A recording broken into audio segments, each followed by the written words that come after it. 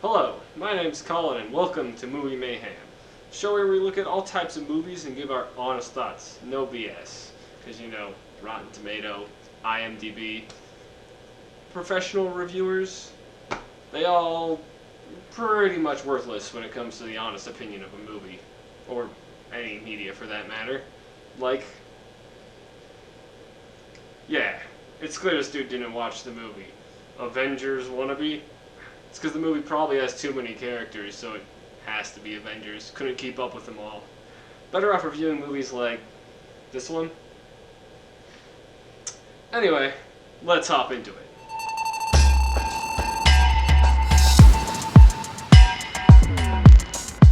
Mortal Kombat. As you've no doubt, we're going to be discussing 2021's new Mortal Kombat movie. We here at DeRezzed have seen the old Mortal Kombat movies, we've played the games, but we're not going to be taking any other media from Mortal Kombat into account. Just this movie for what it was, at its heart. And let's say, it starts out real strong with everybody's favorite, reading. Yeah, I know, but it wasn't a terrible type of reading. It was not no Star Wars scroll, it was subtitles. And I know what you might be thinking, you want your Japanese and Chinese people to be speaking English in your movies, but it keeps to the heart, so we're not going to rate it bad for that too much. And for the reviewers who might not have enjoyed that part, I'd say it wasn't too quick, it wasn't too hard. Learn to read a little faster and you'll be fine. Anyway, we're getting a little sidetracked. The bloodbath that we experienced at the start of the movie tells us what we're going to be seeing for the next 2 hours. And can I just say that I learned this movie's runtime was 1 hour and 50 minutes, and it feels like 1 hour and a half at most, which is good, I guess. We're going to have some fun. Anyway,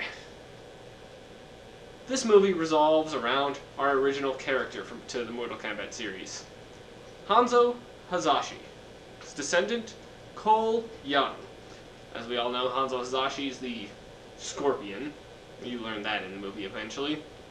But we're focusing on his son, who is, let's be honest, the weakest member of the movie. I think we all can agree on that. He was pretty plain, and didn't really bring a lot to the movie. But, alongside him, we have many familiar faces. Everyone's favorite God of Thunder, Raiden's back, as we all expected him to be. Not really much of a God of Thunder, more of lightning we should say, but we'll ignore that. Jax, another one straight from the games brought in, does a great job acting the macho man, military, all that stuff. We get to see how his mechanical arms come into play and how he actually obtained them in this movie, which was a pretty interesting subplot. And he gets to get the big beefy arms to kick some major arse, if I may say so. We got Sonya Blade, a recurring favorite, I feel. Gangster military woman, served alongside Jax, and she brings a nice air of badassery to the movie. But, beyond that, let's talk about everyone's favorite, Kano. To a lot of people, Kano pretty much stole the whole movie. His acting, his character, all done pretty much flawlessly, compared to especially some other minor characters and other parts of the movie that could have shined a bit more. He really carried this first movie on their back, with a little bit of dull writing and a little bit of characters that you might not have liked. He helped out a lot. In addition to these characters, we have two everyone's favorite. You'll recognize Liu Kang and Kung Lao. One, the former, possesses the power of fire, and Kung Lao has his BA boomerang bladed hat. These characters won't steal the show for their personality or anything, but they play their parts well, and I feel like, actual characters in there. For the antagonists, you have two Avenger-level threats, really. You got Shang Tsung, and we got Sub-Zero. One of his lackeys, but a big part of the movie. Beyond that, you got a couple recurring enemies. You got Goro, you got Nitara, you got Cabal. Some of people will recognize these ones. they feel unique even if not fleshed out too well. Now let's talk about the actual thing we're all here for, which we touched on slightly, Mortal Kombat. Combat being with a K, of course. Now the movie isn't actually about Mortal Kombat. It follows Shang Tsung going in to pretty much gank all of Earthrealm's heroes before the Mortal Kombat can happen, this being Mortal Kombat 9 of 10. So if they win, the Outworld gets control of Earthrealm. And so Shang Tsung comes and trying to gank all of Earthrealm's chosen heroes, as it were. And this apparently is not against the rules, because the gods do nothing to stop it, so we'll roll with it. Now the chosen Outworld champions, and by that I mean Sub-Zero, doing 99% of the work, are hunting down the chosen of Earthrealm. And we see this happen early on, but let me quickly explain what chosen means. A chosen warrior has the dragon mark, the famous logo of Mortal Kombat, somewhere on their body in a tattoo. And our main character, Cole, was born with this, but that's not the only way to achieve it. For instance, Kano, while he was Kano of the Black Dragon, since he'd like it that way, killed someone who had a mark, and mark was therefore transferred to him. And we see that most of our characters, besides Sonya of course, have a mark. And Sonya's a little jelly of Kano's mark, and this makes for some actually interesting and fun banter between the two, and some good scenes between them arguing and between Sonya being real upset until she finally gets to take it from him. But we'll get into that later. So Sub-Zero ends up finding Cole towards the beginning, but Jax gets to save him, tells Cole to run to Sonya, find her, and this is when we see Jax actually going to fight Sub-Zero in a pretty good scene, but unfortunately loses his arms. Now, let me explain one thing real quick. You kind of have to suspend your disbelief a little in this movie and how much someone could actually take, damage-wise, and still keep fighting. It is Mortal Kombat. If you're trying to take it too logically, you're not going to have fun. So just turn your brains off a little and enjoy it for what it is. To a certain extent, senseless violence. So, let's get back to the plot. Eventually, Cole meets up with Sonya, and we get to meet Kano as well, who Sonya has chained in her basement. And we get a pretty good combat scene right at the way as they actually try and explain why combat's spelt with a K, kind of a joke at itself, knowing you don't have to take this movie too seriously, and they don't want you to. Just enjoy it. Which is well done. And after we get a little fight there, Kato kind of pseudo-joins their team, since he's the one who knows where Raiden's temple is, and that's where they need to go to train for this Mortal Kombat. Now, let me explain real quick. Sonya has been studying Mortal Kombat for the better part of her life now with Jax, and they were trying to gather Earthrealm's heroes when they found out what was happening. Now, they get to Raiden's temple, and we get a bit of a lore dump with Liu Kang telling us more about the Mortal Kombat and this thing they call Arcana, which was granted to you to tap into your latent ability with the mark, the chosen mark. And now everyone's manifested in a different way. Liu Kang gets fireballs, Kung Lao has his boomerang hat, and so the people start to train to try and tap into their Arcana. Unfortunately, Sonya's not allowed to train with them since she doesn't have a mark. She's allowed to stay, but she's a little upset about this. However, pretty much right after they get there, the gank squad from Shang Tsung comes to try and attack them, as their job was. But Raiden, he quickly steps in and puts a lightning barrier between them and him, and gives his people some time to train. But quickly they realize our heroes aren't really making much headway. They train for a little while, kind of goes through this little time lapse of them trying, and Liu Kang and Kung Lao kind of getting upset that they're not really getting there. But we do get this really nice scene, well done, at dinner where they stop to take a break, and we got Kung Lao and Liu Kang pretty much giving a verbal beating to Kano. And they realize this is angering him, and eventually it helps him unlock his Arcanum, which is his laser eye. And he, in true Kano fashion, kind of fangirls over it for a while, being like, that quote him, laser eye is way better than fireballs. Now they get back to training, and Cole never gets his Arcanum, so he's like, I'm more of a hindrance here than a help, and decides to go back home. Oh, and little side story. Sonya's been with Jax as they've been attaching these weak-o POS metal arms to him this whole time, having this little side banter between each other, Sonya's trying to help Jax get back at the game, more or less. Not long after Cole leaves, Kano's visited by an old acquaintance, Cabal, one of Shang Tsung's lackeys. And Cabal's pretty much like, hey Kano, you want some money? And Kano's like, money?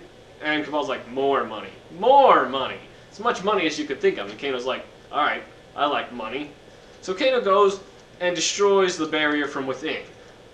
And so, we get an all-out battle between both sides. Kano being a turncoat, which I think everyone assumed was going to happen from the beginning, but nevertheless, it's done well.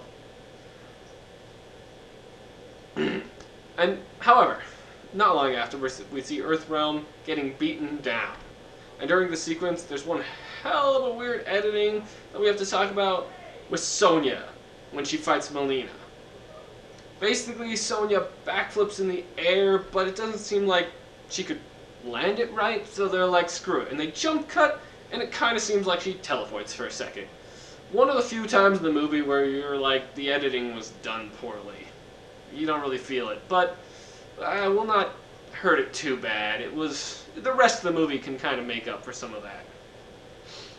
But we get a great scene with Kung Lao fighting Nitara, where he gets to show off one of his fatalities from the game, which is a welcome thing in a Mortal Kombat movie, them actually using the source material.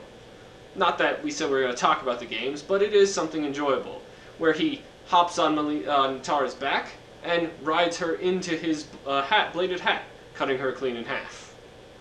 It's bloody, it's gory, it's awesome. We also get a scene where Jax gets brutally defeated because of his bargain mart arms he has, that just don't let him fight like he used to. He can't feel like himself, and so he kind of gets beaten. But he does see at the end when Sonya gets knocked over and a boulder falls on top of her. And he goes to save her. Has to try and lift him off, but his arms just aren't making it. When we get the scene where he unlocks his Arcanum, which is his big, beefy metal arms, and throws that boulder off like it was nothing. Real well done scene. Nice to see him finally get back in the game. Meanwhile, we cut to Cole, who is, in true fashion, being jumped by another enemy. Goro shows up. Staple of the Mortal Kombat universe, as most of you fans will know. I do have one complaint, though. They're fighting in a wooden shed, and Cole is getting beat to all heck and back. And there's pretty much what looks like a 6x6 beam that he just straight up runs into and breaks. I mean, you gotta suspend your disbelief a little, but he's a human running at a 6x6 beam of wood. Yeah, it's a little out there. But we'll get past it. Anyway, he's getting beaten senselessly by Goro. Can't seem to get ahead at all, and surprised he doesn't die, but his wife comes out, and he quickly realizes this is more of a life or death situation than he thought. It's more than just him at stake, and this, as in true hero fashion, as it were, taps into his Arcanum, which is meh. He pretty much gets a magical suit of armor and some bladed tonfas. I mean, it helps, it works for what he needs. It allows him to defeat Goro in a pretty gory way. I mean, he does cut off one of Goro's hands, cuts into his stomach and sees his intestines flying out, and he says, there's a 0.01% chance of him not bleeding out and dying in time. So I gotta make sure I finish this and stabs Goro right through the eye, just to make sure. Now, I have to make a point. They kind of seem to play up that his armor absorbs the energy of Goro's hits and shoots it back out in a scene, but this is never touched again, so I'm not sure if it was what it was. But we'll get beyond that. Then, we cut back to, when it's apparent Earthrealm heroes are starting to lose because they kind of got ambushed, they weren't really ready to fight, Raiden hops in and teleports them all to a place called the Void. A realm between realms, if you will. But not before Shang Tsung gets to suck out Kung Lao's soul. I mean, Raiden, if you had this ability, couldn't you have used it, I don't know, to help them train the first time? Could have been completely... No one can get there, Raiden says, so they would have been safe. But while they're in there, they all kind of get disheartened and lose hope. But we have a scene that's a bit weird, a bit rushed, honestly. I think they thought they were running out of time. I think they might have had too many characters they were trying to deal with. But we'll not fault them too badly for that. Where Cole in this scene is like, hey guys, we need to get our head in the game. It's the bottom of the ninth. We got 3 minutes on the clock and they're up 15 points. Let's get them.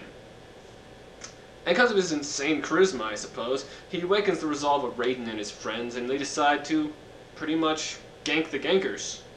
He decides they're going to fight on their terms and on their turf.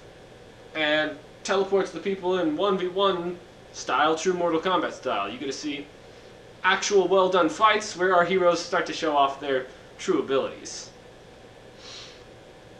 And you know how I just said they had 3 minutes on the clock? Well, apparently I wasn't wrong, because they do go through these rapid fire. One slight fault I'd say to the film, the enemies in this scene die real fast. Like, it was good action, good violence, good combat, but you get 10 seconds with this fight, 10 seconds with this fight, and it doesn't really feel like much was accomplished. But it's well done. We get to see a lot of good combat between some heroes we like from the games. And Sonya gets her redeeming scene where she gets to beat Kano almost at his own game and take away his dragon mark, where she unlocks her Arcanum, which is a wristband that shoots purple lasers. Not very flashy, but it works when she gets the one-shot Melina with it. Then, after all the mini-enemies are done, they're on to Sub-Zero, who their plan was to do a 5-on-1 gank squad, which is kind of against the rules, but we're already breaking the rules, so whatever. But instead of that, Cole says, I got this, as his wife and kid were captured by Sub-Zero and are freezing to death. And it's here, where we got one of the best parts of the movie. Sub-Zero is manhandling Cole. Cole can't fight someone who's been around for centuries and knows how to fight. Cole's just not that great yet. So Cole is holding one of his father's relics. His weapon starts to glow, and we get one of the famous quotes just before Sub-Zero kills Cole. "Get over here," from Scorpion, as he pulls Sub-Zero in, and they have a good one-on-one time to fight and finish some scores that should have been settled a while ago. Turns out, when Sub-Zero sent Scorpio to Hell, he learned to kind of master Hell, I guess, and use Hellfire to his advantage, which is real fun. Now, after the battle, as they obviously win, Scorpion and Cole start to take double team Sub-Zero, and he just can't take it. And we see another one of the franchise's fatalities, where Scorpion takes off his mask and incinerates Sub-Zero in Hellfire. It's awesome. After the battle, Scorpion returns to Hell, and the girlfriend and daughter are safe. Raiden teleports everyone else right after the work is done with Sub-Zero, and he's like, "Bro, you've been busy? Like, you couldn't have teleported in 5 minutes ago for backup?" Apparently not. I mean, what was everyone else doing? I guess they needed a lunch break. But anyway, Shang Tsung then teleports with his teleports in, and he's like, "Death, is only another portal. You know how he is. And he legit starts monologuing, because Raiden's like, I'm done with you. I'm not here to hear that boring stuff. He just yeets Shang Tsung away. And we get to wrap this up. Now at the end they get to tell Cole he has to find the rest of the champions, so they can start training and be better prepared. There's no Mortal Kombat, it was just a goon squad, so the Mortal Kombat is coming up. In my opinion, it's best to do something else. If we just got 4 or 5 movies of Mortal Kombat after Mortal Kombat, it might get repetitive. So it was interesting that this wasn't just a tournament, you know? Now the person Cole has to find, I'm sure you won't be the only new Mortal Kombat member making an appearance in the next film, is a definite fan favorite, Johnny Cage. And it's the black boy with the attitude. We all know him. They haven't cast him yet, as we only see just a small portion of him on a movie poster. But however they cast, we hope he can play that character well, because that is one of their characters that just needs to be cast just right. Otherwise, it's not going to feel like Johnny Cage. All in all, this film was a blast, though. Turn your brain off for a while and just have some fun with it, you know? Mortal Kombat style. Mortal Kombat fan, it's some good action, some good violence if you like that thing, and some definite bloody gory scenes, which who doesn't like? Now, the CGI is pretty good, especially with the low budget that they were working with, you know? The actors all do their job very well and bring their characters to life. And I know the standout, we all know the standout was Kano. John Lawson definitely gave 150% for this movie. But you'll all walk in the theaters and couch thinking, damn, Kano was the best part. Final thoughts, I'd give Mortal Kombat a solid 8 out of 10. It keeps you entertained throughout the whole film, and faithfully adapts the video game characters and even some of their moves and actions and sayings into the movie. We get Kano himself saying, Kano wins. We get some good fatalities, and an interesting time where Kung Lao says, flawless victory. So we all have some interesting fun banter that relates back to the source as well. And that's what a lot of video game movie adaptations is missing, the source material.